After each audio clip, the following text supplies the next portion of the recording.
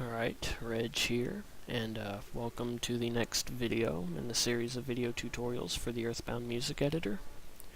And we're going to resume work on our song. And now you might have noticed something different. There's I've put stuff in this channel. That's because I tried to record, I was trying to record this video before, and I started working off that, and something happened and it stopped recording. But I thought instead of reverting the changes, I'll just go over what I did real quick before the last video messed up. Let's see, let's play it.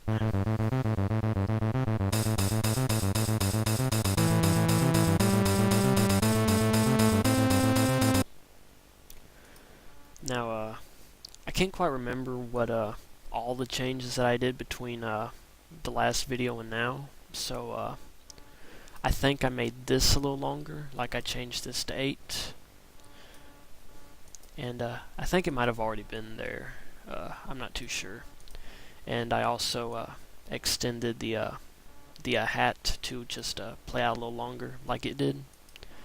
And these new notes are, it's another sawtooth I put in, like E00E, and one thing I want to go over is you might notice down here, this 08 does the same thing as the 47F here. However, since I'm not changing the note volume or the 7, like the release note thing, I don't have to include this. I don't have to include the 7F if I'm not going to change that. So if you just want to change note lengths, just put 08, 10, 20, what have you. I guess I'll just put this out while I can. You can only go as high as 79 when you're doing note links, because anything higher EBMuse is going to see as a note. So just a little bit of information. The highest I go is 60, and 40 when I'm using songs with when I'm doing songs with triplets. So with that in mind, this we'll play this channel by itself so you can see what it does. See right here, it does nothing.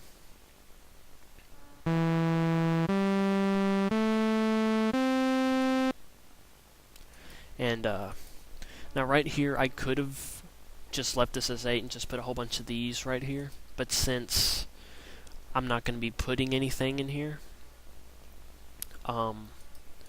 at this point in the song, I just went ahead and made really long notes and just played them to save some space. And right when the note comes in, it goes straight to note length 8, and I can just put in my notes as I want. And now that I've caught you guys back up, let's go ahead and get started.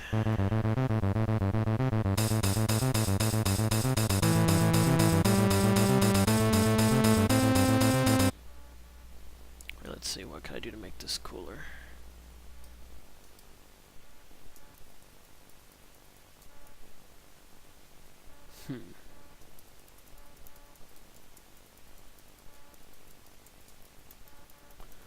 Alright, this is some I put in randomly. When I work on a lot of my songs, I'll actually just, half the time I'll wing it. Like, if I don't have an idea for a melody, I'll just plop something down, like something like that, but more organized than that, like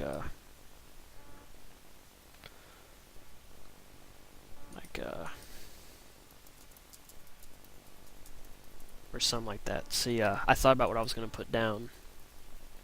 So you can practice a little bit and practice like writing down random melodies and then tweaking them to make something sound cool. So if you don't have any ideas, just edit here, or you can go into instruments and practice melodies like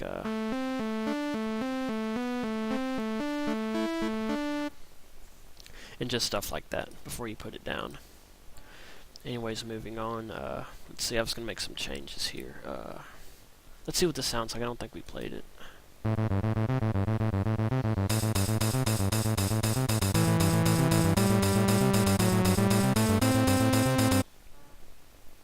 Alright, that sounds pretty cool. We'll go with that.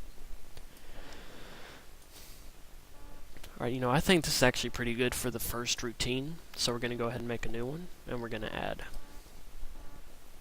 Now if we wanted this to play again, I could just select this and click 0, and now if I play this again and it gets to the end, it'll move on here and it'll just play the same thing over again.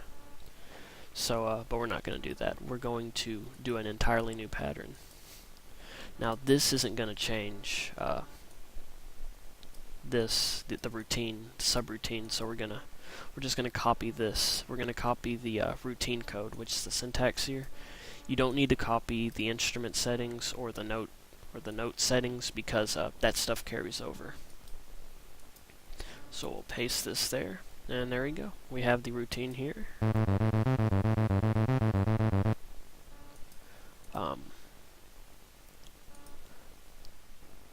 Since this is the same, we're going to make a subroutine out of the hats too. Alright, let's see. Oh, and if you've seen how I've been able to just do this and then do this, if you want to select a whole bunch of notes like that at once, and it's actually a trick you can just use with selecting anything on your computer, but in case you're not familiar with it, you can you hold down Shift. Let's say first you select your note, then you hold down Shift, then you click the note that you want to stretch your selection to. So if I want to click this, I hold down Shift and click, and it'll click everything there. And yeah, just a little quick tip. Anyways, now that we have a subroutine made out of these notes, we're going to copy them over. So instead of copying all that, we just copy the syntax code right here, copy, and paste. And as you can see, this is subroutine 1, since it's the second one we've made, past subroutine 0. So when you want to put it down with the syntax, you put *1, 3. And 3 means it plays 3 times before it stops. So we'll make it play 1 time, because what we're going to do here is before this part ends, we're going to have it do something else. So let's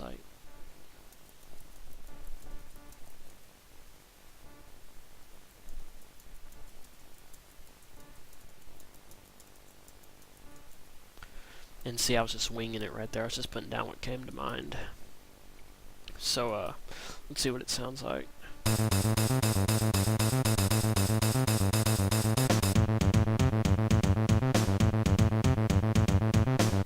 It sounds pretty cool.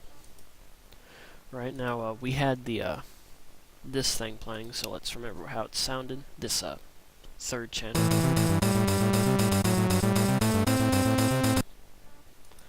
Alright, so let's see. We got a C4.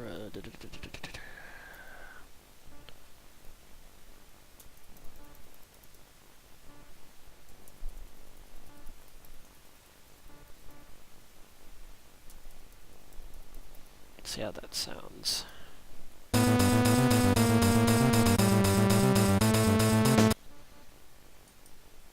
Alright, sounds pretty good. Just need to do a little bit more work and see how it sounds.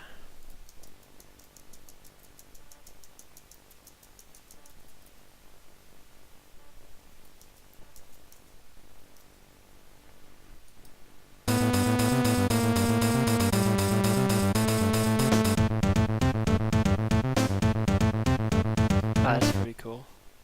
It links up with the drums.